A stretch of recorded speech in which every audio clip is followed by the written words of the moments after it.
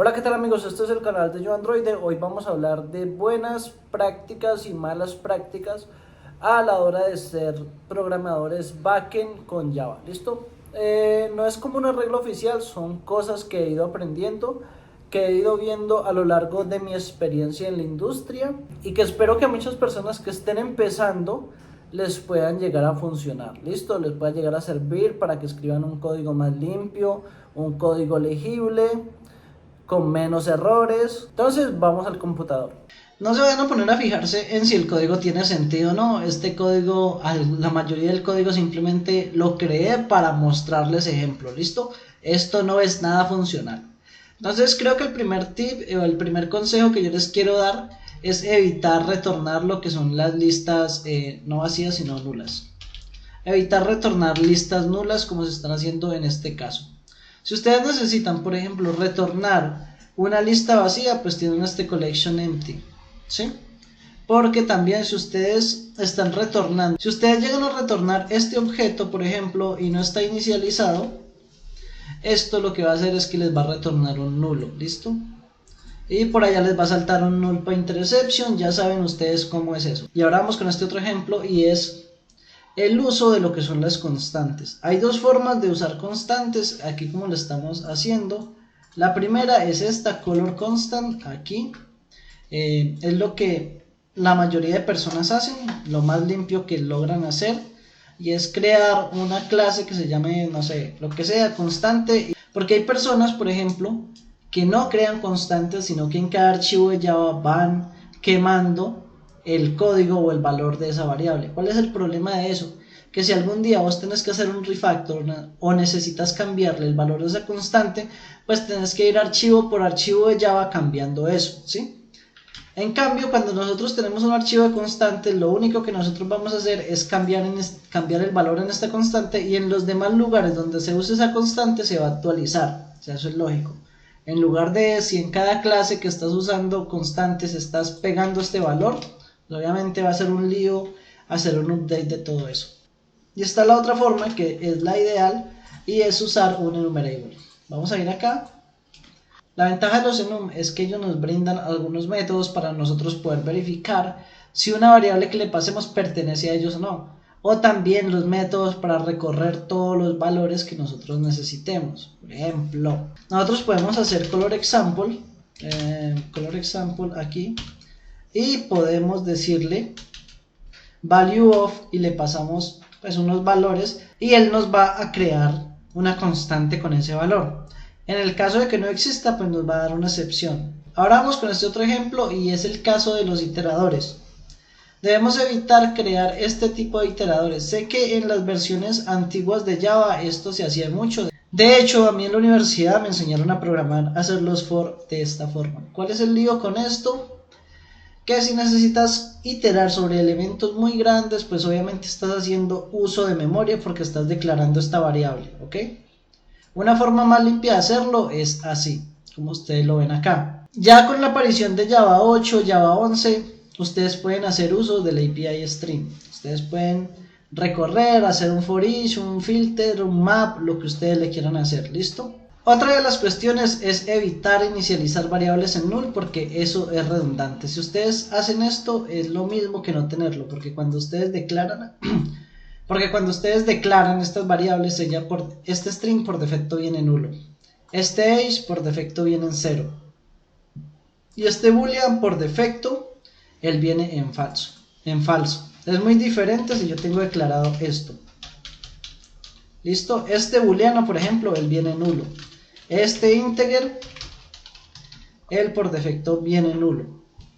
Pero como les digo, esto es una inicialización redundante, así que eviten hacer eso. Otro tema interesante que ustedes deben tener en cuenta cuando programen es evitar dejar valores o constantes quemadas en el código, que de eso ya hablamos antes. Lo que se estaba haciendo, lo que expliqué antes con este ejemplo de los números y las constantes, ¿listo? Evitar dejar esas constantes quemadas. Vamos a ir acá.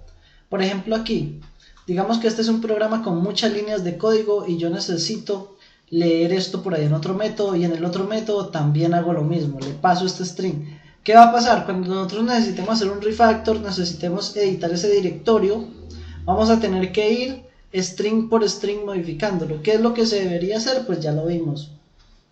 Crear un enum, o en este caso crear una clase con constantes, porque esto es un string. Creas una clase con constantes y de ahí la accede en el caso de que sea un recurso que se va a compartir con otros. Si este string solo lo vas a usar dentro de esta clase, pues por acá ustedes declaran su final static de tipo privado, aquí, listo. Aquí le decimos que es de tipo string y aquí le decimos que esto va a ser el path file y aquí lo vamos a igualar y aquí lo vamos a igualar y acá vamos a usar esto, listo. Eso es tan sencillo como esto y el código les va a quedar más ordenado. Acá cortamos, acá usamos, listo, y acá vamos a pasarle este path file, listo. Ese es como el primer punto. Aquí a ustedes les quedará más ordenado. Y si por allá abajo también vuelven a usar este mismo path file, el día que les toque actualizarlo, solo lo van a actualizar acá. O sea, es de sentido común, pero en muchas empresas, en muchos proyectos con los que he trabajado, he encontrado este tipo de cosas, que está quemado en todo lado. El otro tip y el otro consejito es evitar dejar catch sin acciones a realizar. Por ejemplo, acá tiene este código para que funcione, tiene que estar dentro de un try catch, listo. Entonces, muchas personas simplemente porque el IDE los está forzando a hacer esto dentro de un try catch, este catch lo dejan en vacío. ¿Cuál es el peligro de hacer este tipo de cosas? Que cuando el software falla en producción, ustedes no saben de dónde se les reventó, no saben ni siquiera cuál es el log de esa excepción. Entonces ustedes acá tendrían que hacer ustedes tendrían que escribir al menos que les imprime el log y la traza del error. Bueno, y está este otro que es evitar usar este más para concatenar cadenas, como se está haciendo acá mismo. Esto no se debe hacer porque esto hace un uso excesivo de memoria. Es una práctica horrible. ¿Listo? ¿Cuál es la mejor forma para hacer ese tipo de cosas? Con String Builder. El String Builder y aquí está. ¿Listo?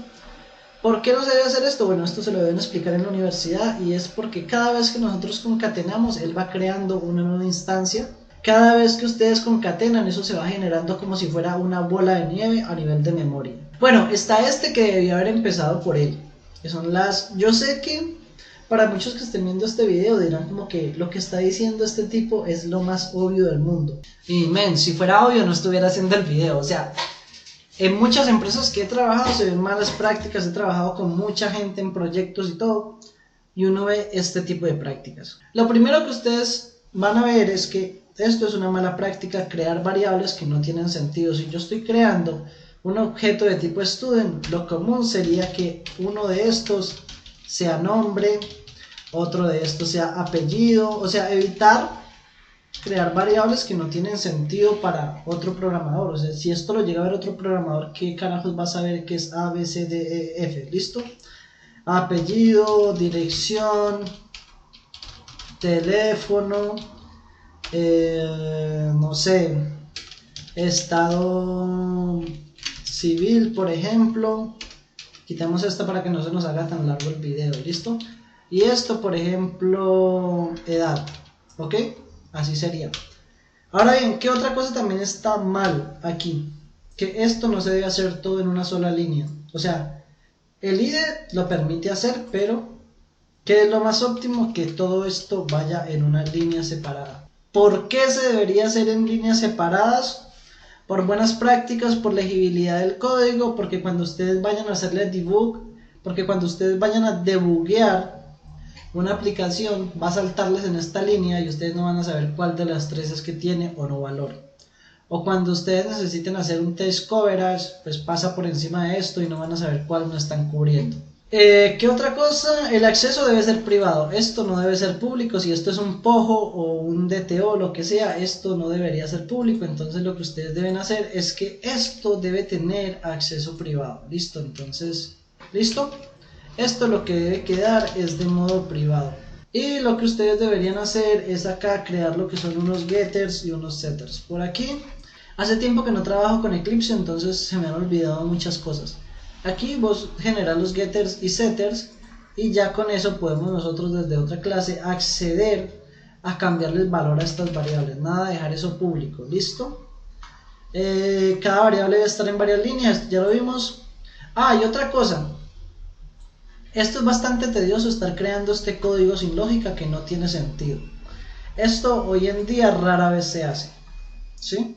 Pero ustedes dirán, bueno, cuando yo voy a crear un objeto, cuando yo quiero crear lo que es, ustedes dirán, bueno, cuando yo quiero persistir un objeto usando cualquier ORM, me va a pedir que tenga getters, setters, constructores. Sí, te lo va a pedir, pero para eso existe Lombok. Lombok te permite con solo una anotación, que ustedes lo anoten con @data, @constructor, @allArgsConstructor, @defaultConstructor, lo que sea. Él con solo esta anotación te crea, miren, todos los getters y todos los setters. Yo aquí no tengo declarado ningún getter o ningún setter, ¿listo? ¿Cómo se usa Lombok? Aquí está. Ustedes agregan esta dependencia a su proyecto y con eso es más que suficiente para que se olviden de crear getters, setters, constructores, e incluso pueden ustedes inyectar dependencias con Lombok. Por si les interesa el tema de inyección de dependencias, aquí tengo estos 3 videos de inyección de dependencias. El tema de Lombok, si lo quieren profundizar, por ejemplo acá tengo un video que se llama Lombok y Spring Boot, hacks, cómo usarlo como un profesional, listo. Otras cosas que ustedes deben tener en cuenta y que van a marcar la diferencia entre ser un programador regular y ser un programador que sobresale son los patrones de diseño. Sé que hoy en día abundan mucho, sé que hoy en día con el auge de los bootcamps y todos estos cursos express, muchas personas se saltan como ese proceso de las buenas prácticas, de todo el tema académico, pero los patrones de diseño son muy importantes. Hay una página que se llama refactoring.guru. En esta página están todos los patrones de diseño, de hecho están categorizados por creacionales, estructurales y de comportamiento. Entonces cuando ustedes vean que algo como que están repitiendo código, por ejemplo con el tema de si necesitan crear un objeto y ustedes ven que están haciendo muchos if, eso seguramente van a encontrar y vean que están como repitiendo código o vean que están haciendo muchos if, muchos condicionales, seguramente es porque necesitan usar algún patrón de diseño. Esta página a mí me encanta porque si ustedes necesitan algún patrón de diseño, aquí les da como el ejemplo, les da el diagrama UML y acá abajo está el código. Otra cosa que ustedes deberían tener en cuenta es evitar tanto if anidado, if else. Si ustedes se encuentran con este tipo de problemas, y pues bueno, hay varias soluciones a ese tipo de problema para que ustedes eviten tener esa montonera de ifs, y es esto, el command, y aquí les explican cómo implementarlo. Otro tema muy importante que ustedes deberían tener en cuenta son las pruebas unitarias. Bueno, en este caso, en este proyecto que tengo de ejemplo no tengo, pero cuando ustedes estén programando backends, las pruebas unitarias son muy importantes. Eso evitará que ustedes tengan dolores de cabeza, ¿sí? Sé que dentro de los programadores está el ego muy alto y siempre se cree que funcionalidades que hagan no fallan, pero el lío de no tener tu código testeado es que se vaya a producción y solo te des cuenta de que algo anda mal 20 días después, 2 semanas después, cuando tienes millones de datos en producción que se han escrito de forma errónea. Entonces tengan mucho cuidado con eso. Y bueno, yo sé que sobra decirlo para la fecha de grabación de este video, pero es importante que usen como mínimo Java 8, de Java 8 hacia arriba, ¿sí? No sigan usando ese Java 7, Java 6, es bueno que vayan actualizando las aplicaciones. Finalmente, para rematar, y esto también es bastante común, es un error que cometen muchos los programadores, y es de repetir código. Listo, que ustedes repitan código por uno y otros lugares. Sé que ya lo hemos tocado con el tema de las constantes, pero también muchos programadores lo hacen con el tema de las funciones. Si yo en la clase A necesito tal comportamiento, creo un método, creo una función. En la clase B necesito el mismo comportamiento. ¿Qué hago? Vuelvo a crear el mismo método con los mismos parámetros, con el mismo comportamiento. En programación hay un concepto que se llama DRY, que es Don't Repeat Yourself, que significa no hagas el mismo código varias veces. De hecho, hay una frase, se me olvida el autor, que dice que una línea de código debería ser escrita una sola vez y leída 200 veces. ¿Qué quiere decir? Escríbela en un solo lugar, no importa si luego la tienes que leer varias veces. Voy a explicarles a grosso modo cómo funciona este concepto. Entonces, por ejemplo, tenemos esta clase que se llama mecánica, servicio de bus. Y en el servicio de bus y servicios de carro, aquí lavan el bus y acá lavan el carro, ¿listo? Digamos que después de un tiempo, el dueño de este establecimiento decide ofrecer un servicio adicional tanto para los buses como para lavar los carros, ¿listo? ¿Qué harían las personas y que es una mala práctica? Pues aquí copian el código de lo que le van a hacer al bus y aquí copian el código de lo que le van a hacer al auto, ¿listo? ¿Qué es lo que se debería hacer? Simplemente se crea otro método y hacen un llamado a este método, ¿sí? O sea, es sencillo, sé que muchos de ustedes lo hacen, pero es eso. Tratar de evitar crear funciones repetidas en todo lado. Si vos sabes que hacerlo, si vos sabes que es lo mismo, pues simplemente lo llamas desde otro lado. Cualquier cosa que ustedes puedan ver que es parametrizable, háganlo parametrizable. No se pongan a crear funciones o no se pongan a hacer código 4 o 5, un código que hace. No se pongan a repetir código 4, 5, 6 veces cuando tranquilamente podía ser una función multiparámetro. Y eso ha sido todo por el día de hoy. Espero que les haya gustado este video, que les haya dado ayuda. Creí que iba a salir más corto, pero bueno, se alargó. Si quisieran hacer si les gusta este tipo de contenido, como hay cosas que se ven en la industria, cosas que se deberían, cosas que no se deberían hacer, me lo dejan saber en los comentarios y lo hacemos. Eso ha sido todo por el día de hoy. Que tengan todos un buen día.